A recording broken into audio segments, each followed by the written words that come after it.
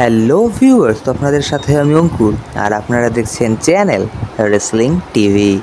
তো চ্যানেলে নতুন দর্শক হয়ে থাকলে চ্যানেলটিকে অবশ্যই সাবস্ক্রাইব করে পাশে বেল আইকনটা প্রেস করে দেবেন আর ভিডিওটিতে অবশ্যই একটি লাইক দিয়ে দেবেন। তো আশা করি ভিডিও থাম্বনেল দেখে বুঝেই গেছেন আজকের ভিডিও কী নিয়ে হতে চলেছে। তো আর বেশি কথা না বলে ভিডিও স্টার্ট করা যায়।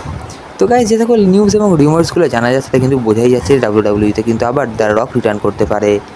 দীর্ঘদিন কিন্তু ডাব্লিউডাব্লিউইতে দ্য রক অনুপস্থিত ছিলেন। দ্য রককে কিন্তু আমরা শেষবার দেখতে পেয়েছিলাম জন সিনার সাথে, যেখানে কিন্তু তিনি জন সিনার সাথে হাত মিলিয়ে কডি রোডসের ওপর ব্রুটালভাবে অ্যাটাক করিয়েছিলেন এবং তারপর থেকে দ্য রক কিন্তু ডাব্লিউডাব্লিউইতে আর নেই।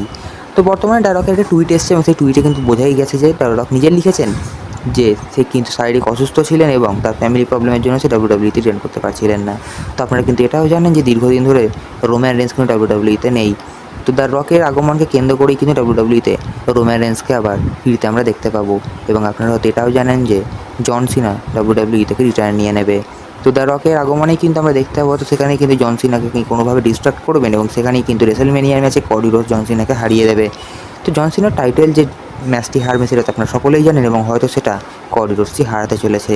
তো বর্তমানে যে সকল নিউজ এবং রিউমার্সগুলো জানা যাচ্ছে তাতে কিন্তু এটাই বোঝা যাচ্ছে মানি ইন দ্য ব্যাংকে দ্য রক রিটার্ন করতে চলেছে।